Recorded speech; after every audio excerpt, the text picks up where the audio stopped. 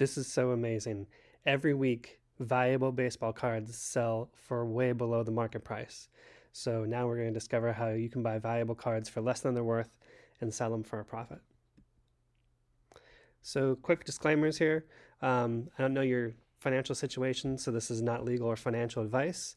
I'm sharing my thoughts and experience with sports cards. Like any investment, you can make or lose money with sports cards. I only invest in money I'm willing to lose with sports cards, and I approach it like a fun and entertaining hobby. But with that out of the way, let's talk about my experience. So I was born in the 70s. Baseball cards were just huge back then. Growing up as a kid, it was just a huge part of our life. If I look back, as I grew up, I ended up with a modest collection. I had a lot of cards, a ton of cards. I still have a bunch of kind of commons and shoeboxes here, but they overall had very little value. So I started investing in baseball cards seriously over 20 years ago when I got my full-time job and actually had a paycheck. And what I learned is I could make money and have fun with baseball cards. And so I kind of got hooked on it. And now sports cards have become more popular than ever, as you can see from this article here. So I want to tell you a little bit about this experience here. So if you take only 3 things away from this video, the first thing I want you to know is there's a lot of opportunity to make money with baseball cards, and in general, sports cards as a whole. I like to get into hockey, football, basketball. I'm sure that Pokemon and other things work as well. That's not an area I focus on, but sports cards. Number 2, I've put together a game plan to walk people through how I do this step by step. And number 3, I've taught a bunch of people just like yourself how to do this. And so I can show you a little bit what that's like. So first thing is there is a lot of opportunity to make money with baseball cards and sports cards as a whole. So much so that I actually made a music video about it.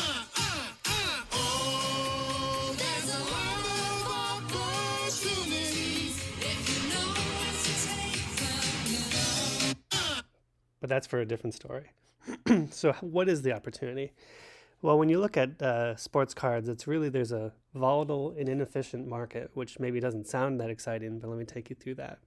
So how much is a specific baseball card worth really? How much is that actually worth? And the answer is it's whatever someone else is willing to pay for at that specific time. And what you'll find out is the market for cards in general has some inefficiency to it. So if you put a card up for auction on eBay, how much you're going to get for that card depends on how many people find your auction, how many people are interested in it exactly at that moment, and then actually take the time to bid on your auction. And so what happens is not everyone pays the same price for the same card, and that's the opportunity I want to tell you a little about here. So you may have heard this as flipping cards for a profit. That's kind of the opportunity, and that's what we're talking about here. So here's an example from Albert Pujols' Topps Trade rookie card. This is the one I kind of put here, the $400 card you can get for about $200. So often you can find a card where about 10% of the time it sells way below its market value. And when it does, you can buy it and immediately sell it for a profit. This is what it looks like here. So these are the recent sales on eBay over the last 90 days for this Albert Pujols PSA 9 graded rookie, so it's a specific version of this card. And you can see the prices are kind of all over the place. So it's pretty easy to buy it for something like $200, I think that's $205, and sell it for $400. And in fact, over the last 90 days, 32 of these cards have sold for between $205 and as high as $430. So that's the opportunity here if you're interested in baseball cards and learning about this. So let me tell you what flipping baseball cards is not. So it's not buying a $400 card for $400 and then hoping the value goes up quickly, so that someone will buy it for you for a profit like $500 or $600 at some later time. So that is the long-term buy and hold strategy with any investment, but baseball cards or sports cards in general.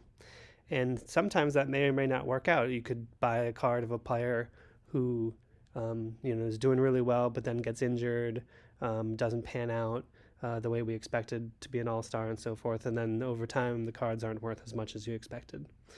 So what flipping is you're doing the hard work to find a $400 card that's on sale. And when it is, you pounce on it and win the card for, the example here, $250, so that someone else will be excited to buy it from you for $400 immediately. And that's what flipping is all about. It's a short-term strategy. You know it's worth $400 now.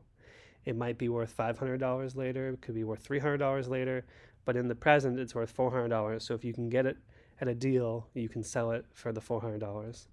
Um, Let me show you another example with some of the cards that I've been interested in. So this is Kobe Bryant's Bowman's Best rookie, PSA 10. And at the time I recorded this, 53 of them had sold in the past 90 days for an average of about almost $2,600. So I wanted to buy one, and so you might expect to buy this card, you'd pay $2,570, almost $2,600 for it, right? But as I mentioned, that's just the average price based on 53 different auctions in eBay over these 90 days. And so some people may have paid more and some people paid less. Let me show you what that looks like. So this is just a handful of the auctions that took place over these 90 days. And what you can see is the bottom right here, someone paid $3,500 for that card. Someone else paid $3,000 for the card, while someone paid as low as $1,300 for that card. And then someone paid $1,650 for the card. So you can see for cards like this, and in general, the baseball card market and basketball card market is pretty inefficient. So the prices can be all over the place. And so this is what it looks like, all 53 sales over the 90 days that I pulled the data from.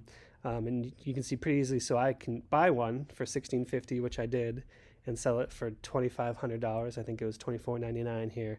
And that's how you make a profit in the short term in buying sports cards.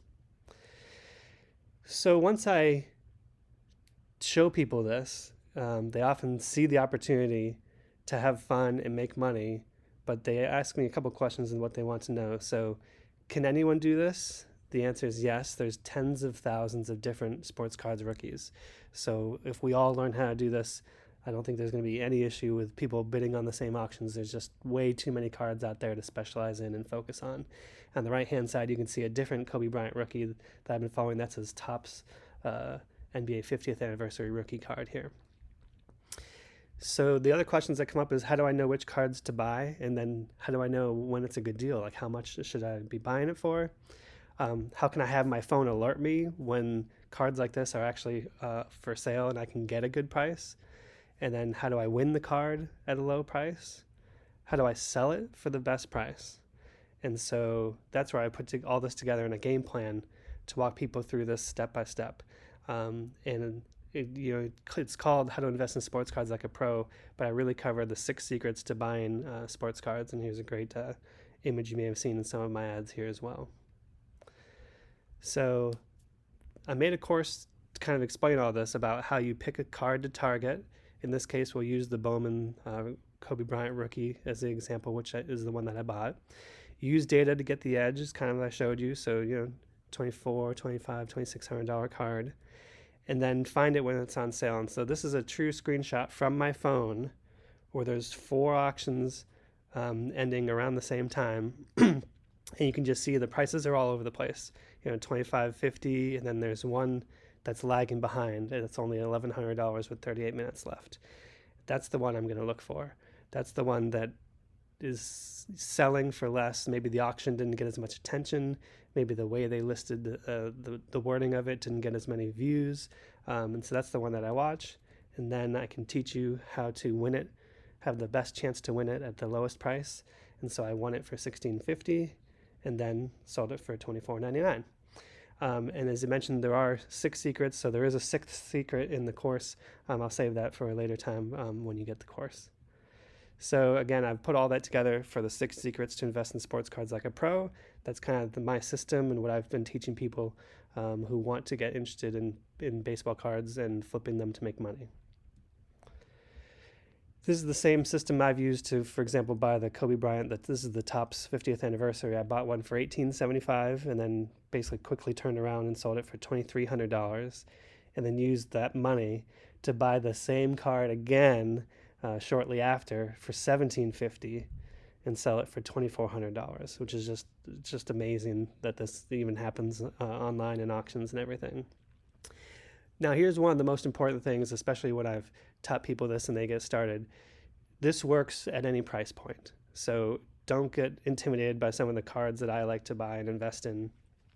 You can start low, start easy. So here's an example of Steve Young's, one of his rookie cards that, at the time I pulled this in the 90-day sales, there was just tons of opportunity to buy his PSA 8 graded rookie card for $200 and sell it for $300.